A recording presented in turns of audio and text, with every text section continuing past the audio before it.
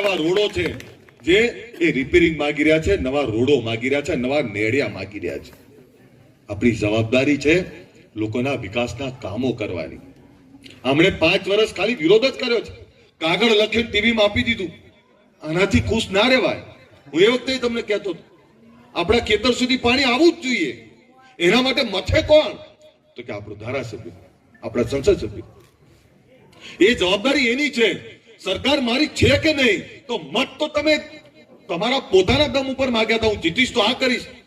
એમના ભાષણ આપણે તો શું કહેતા હતા, અમે આવશે તો રજૂઆત કરશું. રજૂઆત તો સમય જતો રહ્યો.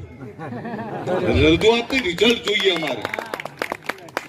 અને સ્વરૂપજીને કહું છું તમારી જવાબદારી છે 6 મહિના કેળ બાંધી લો. 6 મહિના કેળ બાંધી લો અને લોકોના દિલમાં જગ્યા બનાવી લો. જેના ખેતર સુધી પાણી નથી પહોંચ્યું એના ખેતર સુધી પાણી પહોંચાડો. જેના ગામ